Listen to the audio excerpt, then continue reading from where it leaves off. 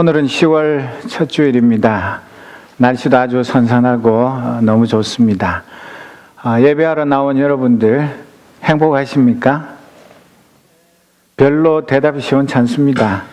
제가 이번 주 중에 2박 3일 병원에 입원했더니 때도 시도 없이 와서 간호사, 의사 할 것 없이 하루에도 수십 번 물어보는 게 얼마나 아프냐?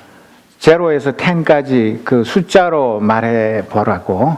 그래서 자는데도 와서 혈압 재고 맥박 재고 온갖 것 다 재고 그러는데 그거 참 대답하기가 귀찮더라고요. 근데 여러분들 별로 안 행복하신가 봐요.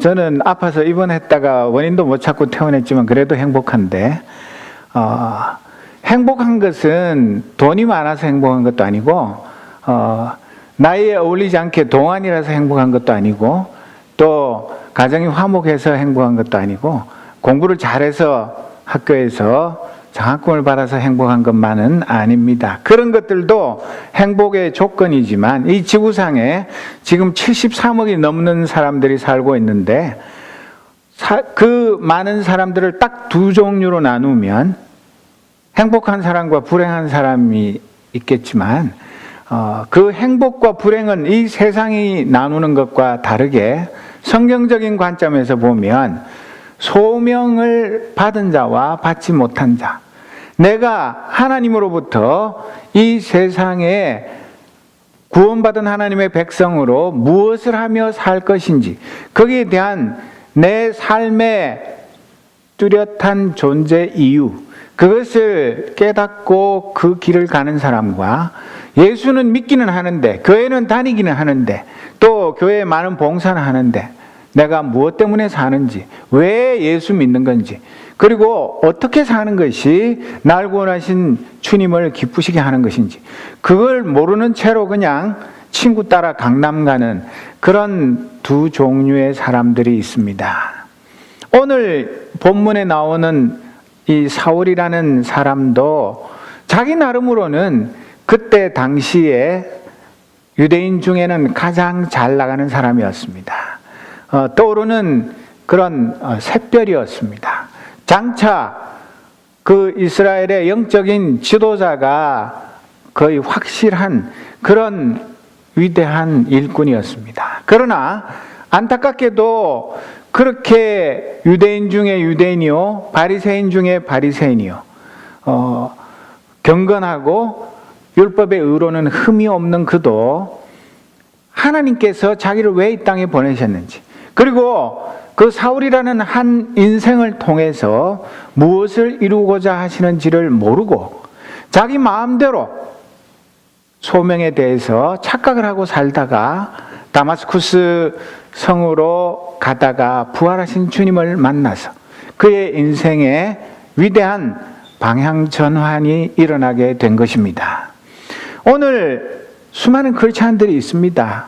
열심히 일하는 능력 있는 일꾼들이 많이 있습니다. 재능도 있고 젊음도 있고 또 열정도 있어서 누가 보더라도 칭찬할 만한 그런 흠잡을 데 없는 일꾼들이 있지만 어쩌면 자기 만족을 위해서, 내가 좋아서, 내가 하고 싶어서, 내가 거기에 남다른 재능이 있으니까 음악을 잘하고 또 이 방송 이런 분야에 또 다양한 그 교회가 필요하는 그런 재능을 가졌기 때문에 봉사하는 것이지, 정말 우리 주님께서 너는 일평생 이 길을 걸어가고 이 일을 위해서 살아라, 그런 분명한 소명을 가지고 사는 사람들, 그런 사람들이야말로 남들은 몰라도 그 주님과의 깊은 영적인 교제와 신앙의 비밀이 있기 때문에 그런 사람들이야말로 이 세상에서 가장 행복한 사람들입니다.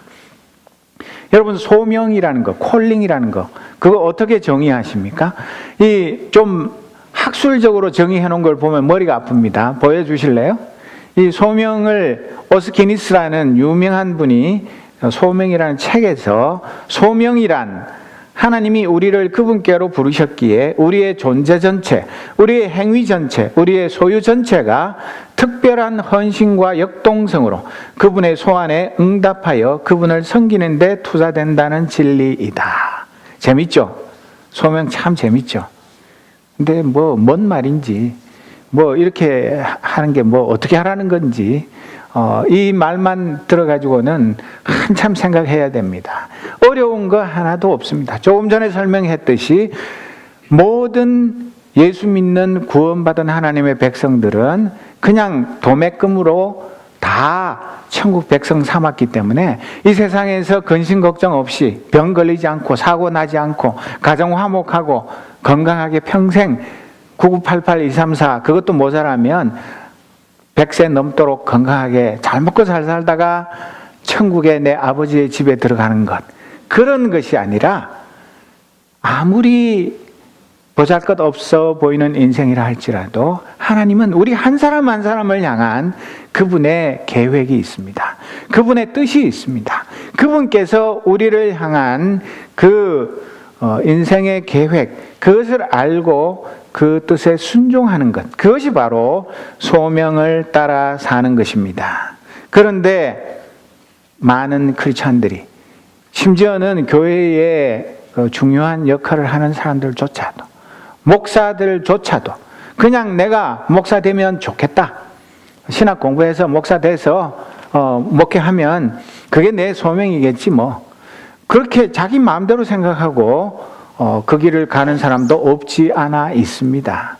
그것은 결코 본인을 위해서나 또 주위의 믿음의 이웃들을 위해서 바람직한 일이 아닙니다. 이 사울의 경우를 보십시오. 사울은 자기의 소명이 뭐라고 생각했습니까? 그때 당시에 유대교를 위협하는 예수 이단을 씨를 말리는 것, 그냥 교회를 완전히 문 닫게 만들고 어느 곳에 살든지 간에 크리스찬들을 이잡듯이 잡아서 다 없애버리는 것, 그것을 하나님은 기뻐하시고 그 일을 위해서 나를 부르셨다, 그런 생각을 했기 때문에 자나깨나 그 일 위해서 자신의 전부를 바쳤습니다. 그런데 결과가 어떻게 됐습니까? 그 다메섹 도상에서 부활하신 주님이 정오의 태양빛보다 더 밝은 빛으로 그에게 찾아오셨을 때, 그가 말해서 낙마해가지고 있을 때 사울아 사울아 내가 왜 나를 핍박하느냐 그렇게 물으셨을 때, 주님 누구십니까? 나는 내가 핍박하는 예수다, 그렇게 말씀하실 때에 그의 그 찬란하던 인생이 종을 치고 그의 그 신나게 잘 나가던 그 모든 삶이 올 스톱하게 된 것 아닙니까?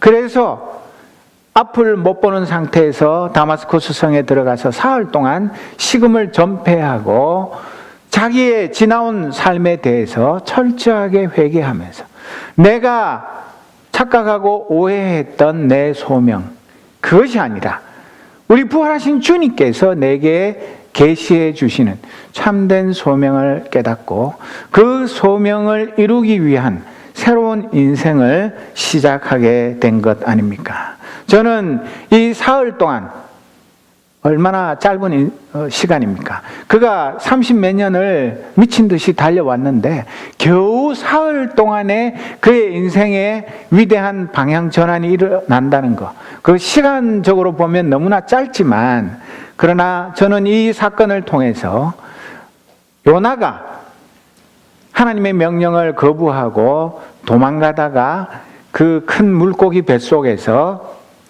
사흘 동안 철저하게 회개했던 그 사건이 떠오릅니다. 그리고 우리 주님 십자가에서 죽으시고 사흘 만에 사흘 동안 그 무덤에 계시면서 지옥의 권세를 체험하시면서 그 사흘을 지내셨던 그 시간들이 생각나는 것입니다. 여러분, 우리 잘 아는 대로 한국에는 요즘 디톡스 유행이죠. 여러분, 디톡스 주사도 있고 또 디톡스 주스도 있고 디톡스 온갖 것 다 있죠. 디톡스 다이어트도 하고, 그거 안 해본 사람 별로 없을 겁니다. 저는 뭐 말만 들었지만, 그런데 제가 이번에 사흘 입원해 있으면서 생각하는 것이 내 영혼도 디톡스가 필요하겠구나.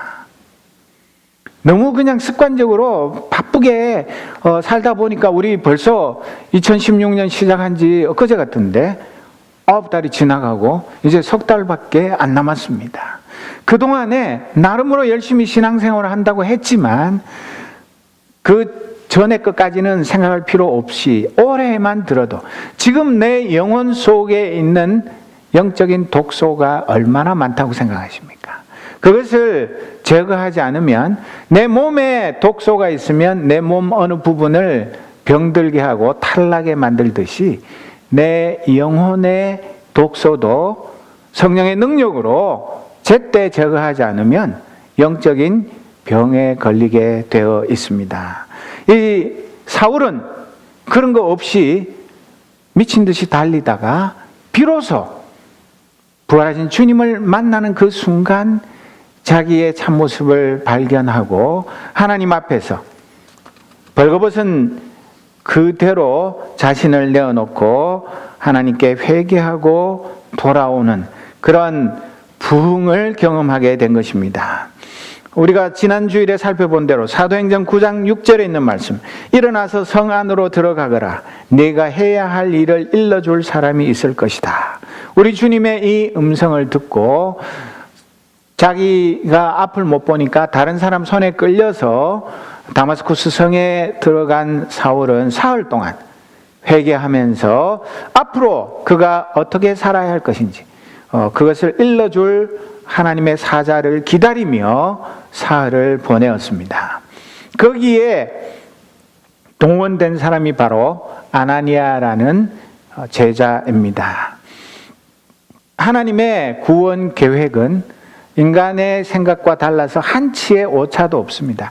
우리는 나름으로 인생을 열심히 설계하고 몇 번이나 검토하고 그렇게 하지만 내 마음대로 안 되고 사고도 나고 실패도 하고 온갖 우여곡절을 겪지만 우리 하나님의 그 구원 계획은 전혀 오차가 없이 사울을 회심시켜 이방인의 사도로 만드는 이 프로젝트, 여기에 아나니아가 동원되었는데 그가 어떤 사람입니까? 하나님은 그냥 아무 생각 없이 사는 사람을 하나님의 일꾼으로 쓰시지 않습니다. 평소에 늘 하나님 언제 부르셔도 즉각 응답할 수 있도록 준비된 사람을 쓰시는데 여기 동원된 아나니아는 사도행전 22장 12절 말씀을 보면 우리 같이 한번 읽어볼까요?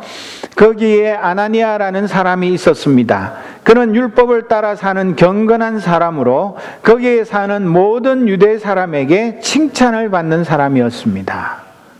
하나님이 쓰시는 사람은 이 세상 사람들에게도 칭찬을 받습니다.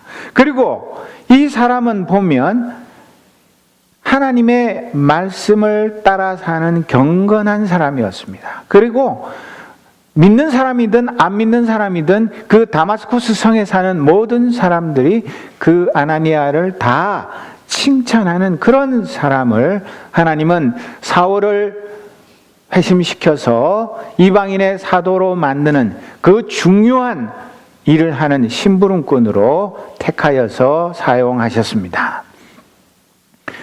사도행전 9장 10절 이하의 오늘 본문에 보니까 10절에 보면 아나니아를 어떤 제자, 여기는 그냥 아나니아라는 제자라고 되어 있지만 원문에는 보면 a certain disciple이라고 되어 있습니다. 그러니까 이 말은 무슨 말이냐면 그 온 예루살렘 교회에 다 알려져 있는 그런 사도가 아니라 unofficial disciple, 그러니까 비공식적인 그 교회의 사도, 지도자, 그런 사람이었던 것을 알 수 있습니다. 하나님은 이때를 위해서 이 아나니아를 준비해 놓으신 것입니다. 그는 복음 전도자나 장로나 집사는 아니었지만 그 성에 있는 새로 건설된 주님의 교회의 영적인 지도자로서 충성을 다하고 있었습니다. 그런 그에게 우리 부활하신 주님께서 지금 회개 기도하고 있는 사울에게와 이 하나님의 신실한 일꾼 아나니아 두 사람에게 동시에 비전을 보여주셨습니다. 그래서 사울에게는 누가 찾아가서 어떤 일을 할 것인지, 아나니아에게는 사울을 찾아가서 어떤 일을 해야 할 것인지, 이 두 사람에게 동시에 그 하나님의 계획을 알려주고 그대로 이루어 나가신 것을 성경은 말씀하고 있습니다. 그런데 여러분, 종종 성경에 보면 간 큰 사람들이 나오지만 이 아나니아라는 사람이 그렇게 경건한 사람인데도 불구하고 어떻게 보면 아주 쉬운 이야기 아닙니까? 그 고든 길이라는 거리에 찾아가서 유다라는 사람의 집에 다소 사람 사울이 지금 기도하고 있으니까 그 사람에게 찾아가서 안수 기도하면 그 사람의 그 눈이 다시 밝아질 것이다. 그거 뭐 거리가 먼 것도 아니고 집을 모르는 것도 아니고 마음만 먹으면 그거 금방 갔다 올 수 있는 아주 쉬운 일입니다. 그렇지만 이 아나니아가 주님의 음성을 들었을 때는 굉장히 당황스러웠습니다. 아니 하필이면 온 우리 다마스쿠스 교회가 걱정하고 염려하고 두려워하는 그 교회의 원수인 사울에게 내가 찾아가서 그에게 안수 기도를 해야 됩니까? 그거 좀 안 하면 안 되겠습니까? 그 사람이 얼마나 나쁜 사람인지 제가 소문 들어서 다 알고 있고 교회의 공공의 적입니다.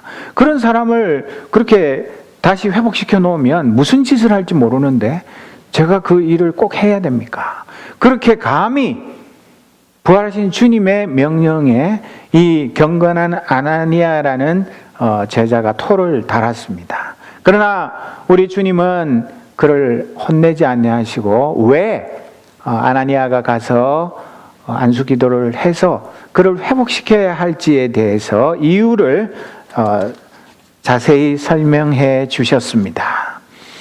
오늘 이 사건을 보면 아무리 위대한 하나님의 일꾼이라 할지라도 예수님을 머리로 한 그 한몸 공동체, 교회에는 나이 많은 사람, 젊은 사람, 어린 아기, 또 남녀, 노소, 빈부, 기천 모든 종류의 사람들이 이렇게 골고루 분포되어 있습니다. 우리 교회는 거의 젊은 식구들이 훨씬 많지만 이 예수 그리스도를 머리로 한 하나님의 교회, 이 한몸 공동체에는 소중하지 않은 사람이 아무도 없고 성령께서 직접 사울에게 안수해서 그의 눈에 비늘이 떨어져서 시력을 회복시킬 수 없어서가 아니라 이 한몸 공동체의 사울이 원수가 되었다가 다시 일원으로 받아들여지는 데에는 그 공동체의 지체를 통해서 그를 영접하는 그런 과정과 절차가 필요했기 때문에 아나니아에게 이런 사명을 주신 것입니다. 이것은 오늘 우리도 나는 우리 교회에 있으나 마나해 뭐 아마도 누가 관심도 가지지도 않고 아픈지 어디 출장을 갔는지 한국에 갔는지 어떻게 됐는지 신경도 안 써. 그러니까 나는 뭐 가든 말든 상관없어. 그런 사람이 한 사람도 없다는 것입니다. 우리 한 사람 한 사람 모두가 다 없어서는 안 될 이 공동체의 소중한 지체들이라는 것을 이 아나니아를 사용하시는 우리 주님의 일을 통해서 우리가 다시 한번 깨닫게 됩니다.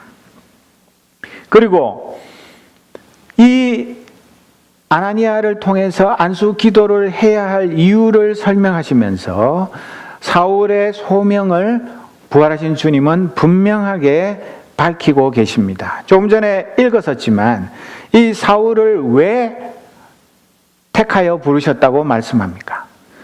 이 교회의 원수요, 핍박자요, 폭행자요, 회방자인 이 사울이 오히려 그냥 하늘에서 벼락이 떨어져 가지고 즉사해버리면 많은 교회를 반대하던 사람들이 깜짝 놀라가지고 하나님의 교회를 반대하면 저렇게 천벌을 받는구나. 그게 훨씬 낫지. 그 말썽꾸러기를 회개시켜가지고 교회의 일꾼으로 삼는다는 건 훨씬 더 복잡하고 귀찮고 힘드는 일인데 왜 하나님이 굳이 이런 일들을 하실까요?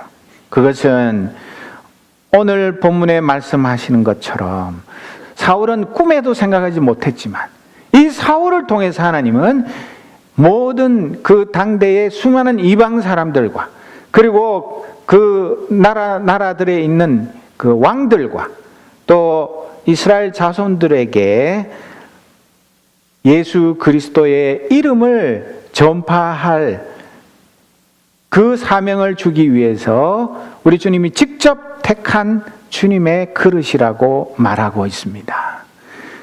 그것을 사울이 알았으면 교회를 핍박하는 일을 할 리가 만무한데, 그런데 또 제가 성경을 묵상하면서 궁금한 것은 진작에 그렇게 택하셨으면 빨리 부르셨으면 스데반 순교당할 때 그 옷 맡아가지고 있거나 또 수많은 사람들을 체포해가지고 크리스찬들을 그렇게 괴롭히는 일 안 하고 양심의 가책도 없이 그냥 경건한 바리새인으로 살다가 예수 믿고 구원 얻어서 하나님 나라의 일꾼이 됐으면 사도 바울이 훨씬 더 떳떳하고 또 교회로서도 손해를 덜 보지 않을까, 그런 생각도 들지만 하나님의 생각은 우리 인간들의 어리석은 그 지혜보다 훨씬 더 뛰어나시기 때문에 우리가 감히 헤아릴 수가 없는 것입니다. 우리가 믿는 것은 이 사울이 그 다마스쿠스 그 성으로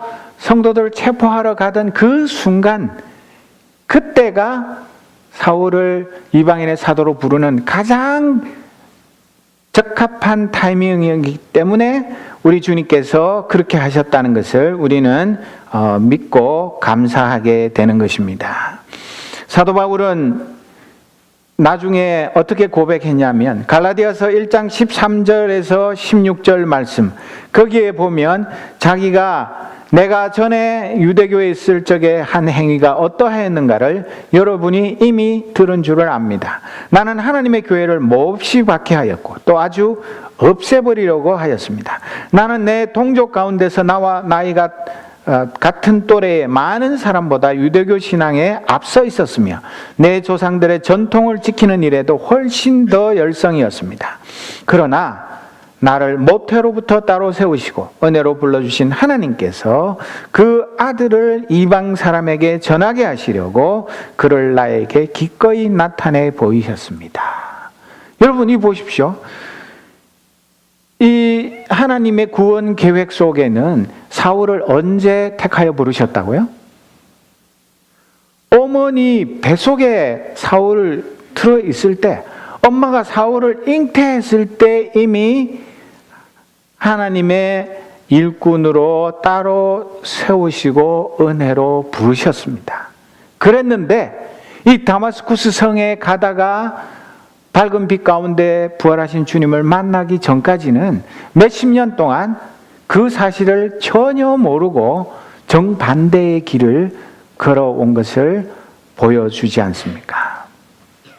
이것은 사울만 특별히 영적으로 아주 둔해가지고 뭘 몰라서 어리석어서 그런 것이 아니라 누구나 그럴 수 있는 것입니다. 그렇기 때문에 야, 나는 사울이 아니니까 천만 다행이다, 그렇게만 생각할 것이 아니라 오늘 이 사건을 보면서 정말 하나님께서 나에게 주신 소명은 무엇인가, 하나님이 나를 통해서 이루고자 하시는 뜻, 그것이 무엇인지를 다시 한번 진지하게 질문해 볼 필요가 있는 것입니다. 나중에 가서 내가 평생 살았는데 죽기 얼마 전에 이제 보니까 하나님이 나에게 원하신 소명은 이게 아니었는데 이제 나에게는 시간이 얼마 남지 않아서 이 일을 어쩌나, 그런 후회를 하지 말고 오늘 이 사울의 케이스를 살펴서 나 자신이 하루라도 더 젊을 때, 힘 있을 때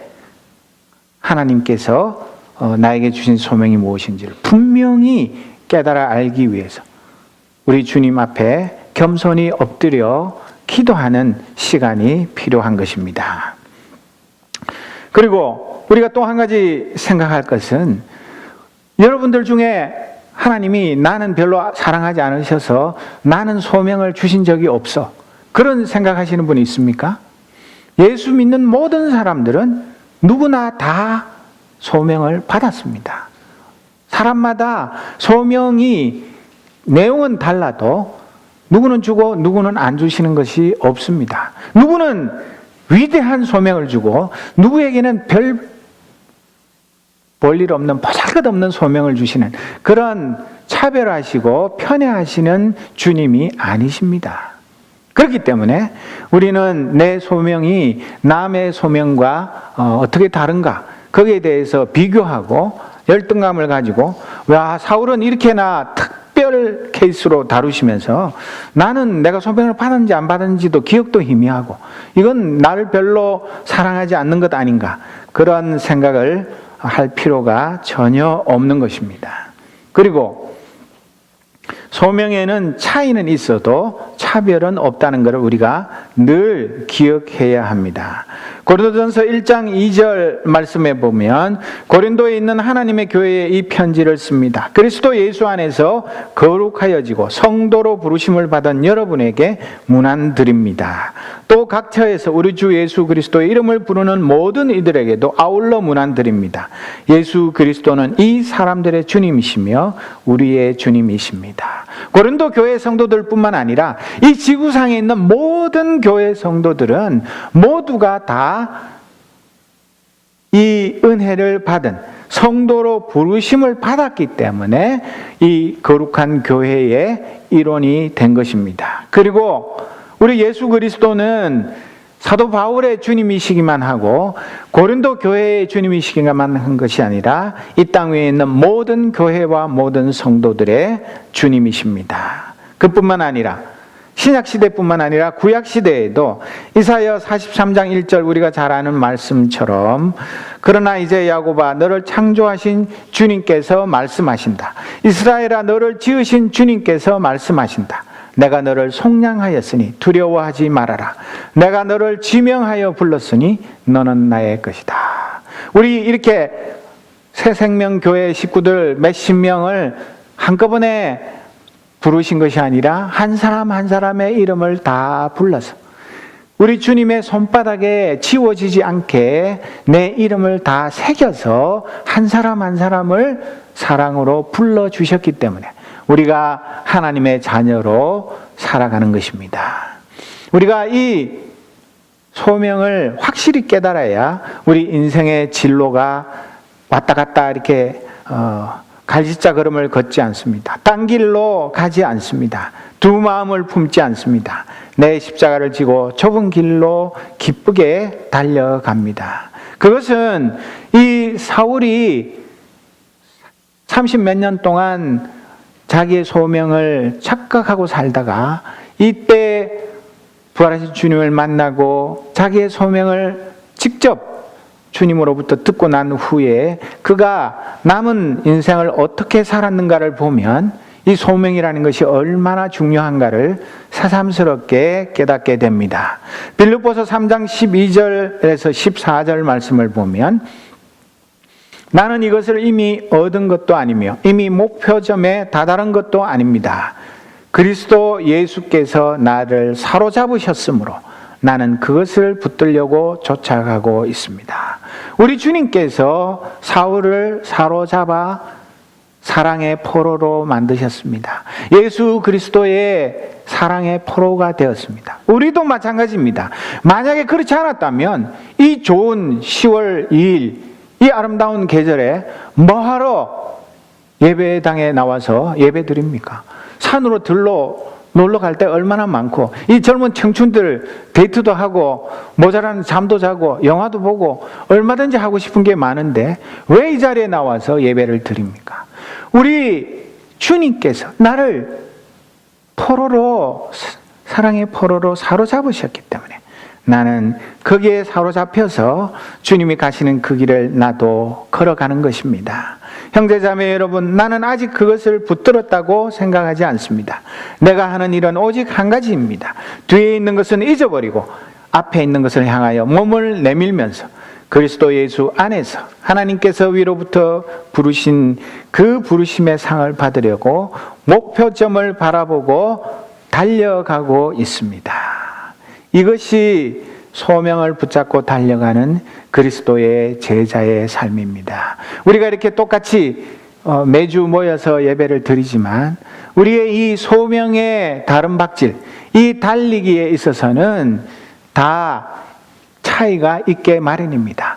분명한 소명 가지고 딴 마음 품지 않고 열심히 달려가는 사람하고 그냥 느긋하게 소풍 가듯이 그렇게 가는 사람하고 결코 같을 수는 없는 것입니다. 그리고 그림을 보여주십시오. 이 그림을 보면 뭐 꼭 이렇게까지 하지는 않았겠지만 이 아나니아가 부활하신 주님의 명령에 순종해서 그 사울에게 찾아가서 그에게 안수 기도를 하게 됐는데, 그가 사울을 만나서 제일 먼저 한 말이 무엇입니까? 형제 사울이여. 원래는 뭐라고 불러야 되죠? 교회의 원수 사울 이놈아, 이 천하에 벼락 맞아 죽을 놈아, 너 때문에 얼마나 많은 크리스찬들이 죽임을 당하고 고난을 당하고 지금도 감옥에 갇혀서 고통 중에 있는데 너는 지금 여기 이렇게 편하게 있구나. 그렇게 온갖 욕을 얻어먹어도 시원찮은 그에게 이 아나니아가 가서 한 형제 사울이여라는 것은 그냥 마음에 없는 억지 춘향으로 한 이야기가 아니라 자기가 미처 몰랐지만 부활하신 주님께서 이 사울을 통하여 얼마나 놀라운 일을 이루시려는지, 그가 앞으로 주의 나라를 위해서 얼마나 많은 고난을 당해야 할 것인지를 성령께서 알게 해 주시려고 그에게 안수하라고 말씀했기 때문에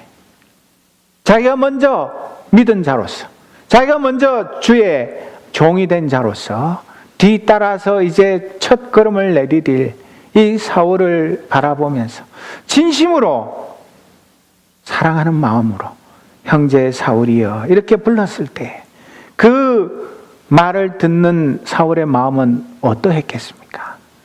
여태까지 자기가 수많은 찬사를 들었을 것입니다. 위대한 가말리엘이라는 그 문화에서 배웠고 학문이 뛰어나고 총명하고 경건하고, 그래서 수많은 사람들이 그를 칭찬하고 존경하고 따르면서 얼마나 좋은 이야기를 많이 들었겠습니까? 그런 거 지금까지 평생 들은 거 다 합친 것보다도 형제 사울이여, 이 사랑이 담긴 말 한마디에 그의 마음속에 있던 죄책감과 죄송함과 미안한 마음, 그런 것들이 눈 녹듯이 녹으면서 나도 드디어 주님을 따르는 성도들의 공동체의 한 멤버로 받아들여지는구나. 나도 드디어 형제가 되는구나. 거기에 전율을 느꼈을 것입니다.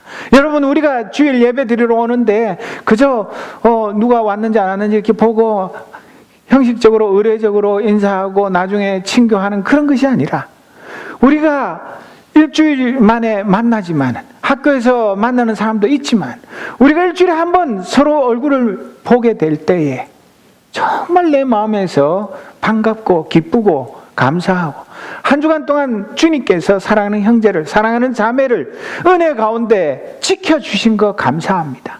내 기도 들어주신 것 감사합니다. 우리가 한 몸 되어서 거룩한 교회의 한 공동체의 일원으로 살아가게 해 주신 것 감사합니다.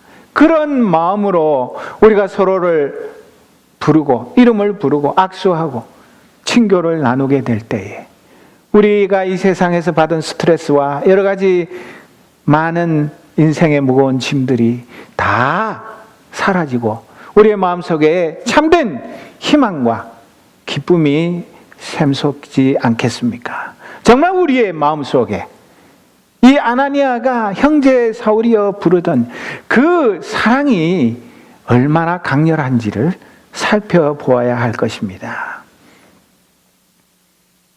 또 이 17절과 18절 사이에 어떤 일이 있었는지는 사도행전 22장 14절에서 16절을 보면 더 자세하게 기록이 되어 있는데 14절을 보면 그때에 아나니아가 내게 말하였습니다. 22장 14절 우리 조상의 하나님께서 당신을 택하셔서 자기의 뜻을 알게 하시고 그 의로우신 분을 보게 하시고 그분의 입에서 나오는 음성을 듣게 하셨습니다. 당신은 그분을 위하여 모든 사람에게 당신이 보고 들은 것을 증언하는 증인이 될 것입니다. 이것이 바로 사도 바울에게 주시는 하나님의 참된 소명입니다. 사울, 당신이 지금까지 어떻게 살았든지 그것이 중요한 것이 아니라 이제는 부활하신 주님의 손에 온전히 사로잡혀서 당신을 위해서 십자가에서 대신 죽으신 그분을 위해서 모든 사람에게 당신이 보고 들은 것을 증언하는 십자가의 증인이 될 것입니다. 그렇게 분명하게 말씀했습니다. 사랑하는 성도 여러분, 내가 예수 믿고 세례받고 구원 얻고 그리고 성도들 앞에서 내가 어떻게 세례받게 됐는지 그리고 내 지난 날들은 어떠했던지 간에 앞으로 내가 어떻게 주를 위해서 살 것인지 그것을 감격에 차서 눈물을 흘리면서 하나님 앞과 교회 앞에 증언했던 그날이 언제입니까? 정말 우리는 그 세례받을 때의 그 감격이 주님이 오시는 그날이 가까워 올수록 우리의 마음속에 더 샘솟아 오르고 우리가 더 주님을 사랑하고 나를 구원하신 그 주님의 은혜에 감격해서 내가 무엇을 드려서 주님을 기쁘시게 할 것인가.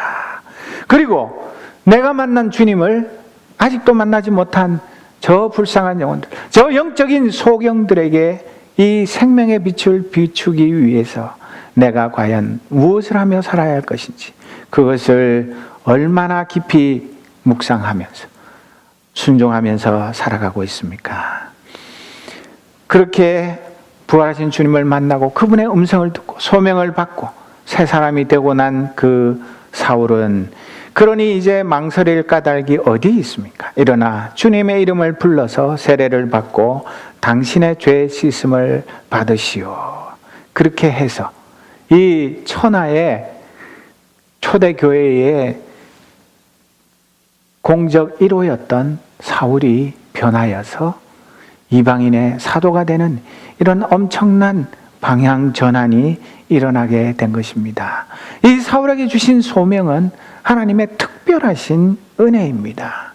정말 그 한 사람이 하나님의 손에 사로잡혀 부활하신 주님의 증인이 되는 그걸 통하여서 그때까지 오순절 그 성령 충만 이후에 수많은 사람들에게 복음이 전파되었지만 그 당대에 수많은 소아시아와 유럽 저 멀리까지 수많은 심지어 나중에는 로마에 가서 그 세계 최강의 나라 로마의 황제 카이저에게까지 복음을 전하는 그런 복음의 증인이 되어서 이 복음이 땅끝까지 전파되는 일에 있어서 이 사도 바울만큼 위대한 일을 이룬 사람이 없었던 것 아닙니까? 사랑하는 성도 여러분, 그가 부활하신 주님을 만나고 소명받고 난 후에 어떤 삶을 살았는지는 고린도후서 11장 16절에서 12장 10절에 보면 자기가 많이 생략했지만 상세하게 이야기하고 있습니다. 매 맞은 거, 감옥에 갇힌 거, 파선한 거, 동족의 위험, 이방인들의 위험, 온갖 그런 위험 속에서도 이 소명을 놓지 않았기 때문에 이 부활하신 주님께서 자기에게 주신 이 천사도 흠모할 만한 아름다운 이 직분을 자기 가슴에 새기고 일평생 주 위하여서 복음의 증인으로 살아간 것 아닙니까? 사랑하는 성도 여러분, 우리는 사도 바울보다도 어쩌면 너무나 편안하게 예수 믿고 너무나 좋은 소명을 받아서 감옥에 갇혀 보기를 했습니까? 뺨을 맞아봤습니까? 남에게 직장에서 예수 믿는 것 때문에 쫓겨나기를 했습니까? 무슨 손해를 본 적이 있습니까? 예수 믿는 것 때문에 어떤 고난을 당해 보신 적이 있습니까? 이것이 어떤 의미에서는 다행이지만 어떤 의미에서는 우리가 이 소명의 소중함을 알지 못하고 그냥 대충 하루하루를 살아가게 하는 이 영적인 마취제와 비슷한 것인 것을 우리가 알고 우리가 이 세상을 살아가면서 내게 주신 소명을 이루기 위해서 내가 기도의 소명을 받았으면 잠을 조금 못 자는 한이 있어도 바쁘고 피곤해도 내가 그 기도하는 소명을 이루기 위해서 남이 알든 모르든 간에 내 자리에서 내 기도 시간에 목숨을 걸고 하나님의 뜻이 이 땅 위에 이루어지도록 기도하는 기도의 사람이 되어야 할 것이고, 또 내게 봉사의 소명을 주셨으면 내 평생에 남이 모르는 가운데서도 내 이웃을 내 몸처럼 사랑하여서 주님의 그 십자가 사랑을 평생토록 베푸는 그런 소명을 위해서 나 자신을 온전히 드려야 할 것이고, 내게 주신 그 소명의 부르심을 따라서 내가 나를 주님께 드리게 되면 그것이 내게 고통이거나 무거운 짐이거나 나를 어찌할 수 없는 그런 나를 강제하는 족쇄가 아니라 더 깊은 은혜의 자리에 나가고 하나님께서 나를 얼마나 사랑하셨는지 그 사랑의 넓이와 깊이와 높이를 깨달아 아는 은혜의 시간이 될 것을 바라보면서 우리가 비록 이 사도 바울처럼 주를 위해서 자신의 천부를 들여서 온 생애를 복음 전파를 위해서 사는 그런 삶은 아니라 할지라도 우리에게 주신 그 소명 하나하나에 최선을 다할 때 우리 주님 앞에 서면 사도 바울에게 생명의 멸류관 주신 그 주님께서 우리의 그 소명에 충실한 삶도 기뻐하시면서 생명의 멸류관 주실 것을 믿습니다. 사도 바울은 갈라디아서 6장 17절에 있는 말씀처럼 이제부터는 아무도 나를 괴롭히지 마십시오. 나는 내 몸에 예수의 상처 자국을 지고 다닙니다. 지금 이 미국, 한국엔 좀 덜하지만 온 몸에 문신 그냥 안 보이는 데는 안 봐서 모르겠지만 얼마나 많은 문신을 하고 다니고 이게 유행 아닙니까? 그런 거는 안 하지만 우리의 삶에 예수의 상처 자국을 문신처럼 새기고 내가 예수님의 소유물인 것을, 예수님의 사랑의 포로인 것을 확실하게 증명할 수 있는 그냥 무늬만 크리스천이 아닌 진짜 예수님의 포로인 것을 증명할 수 있는 그런 삶의 흔적을 가지고 살아갈 때 우리 주님이 우리를 기뻐하시고 우리에게 더 큰 성령의 능력을 부어주셔서 우리 하루하루의 삶이 분명한 천국의 소망을 바라보면서 표대를 향하여 달려가는 자에게 주시는 그 위로와 기쁨이 날로 더할 것을 믿습니다. 이 소명에 충실한 우리 모두가 되어서 주 앞에 서는 날 큰 상급 받는 우리 모두가 되기를 진심으로 소원합니다. 기도하겠습니다. 거룩하신 하나님 아버지,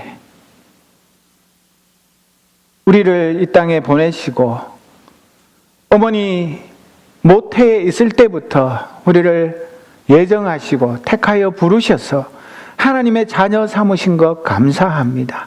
그것만 해도 감사한데 우리에게 젊음 주시고 건강 주시고 또 이곳에서 살아가면서 공부도 하게 하시고 이민생활을 하면서 주님을 섬길 수 있는 놀라운 은혜 주신 것 감사합니다. 그저 하루하루 일정에 쫓겨서 주님을 잊어버리고 사는 어리석은 저들이 되지 않게 하여 주옵소서. 한 사람 한 사람 마음속에 부활하신 주님이 친히 찾아가셔서 사울을 만나시고 소명 주신 그 주님께서 우리 한 사람 한 사람에게도 분명한 인생의 소명을 가르쳐 주옵소서.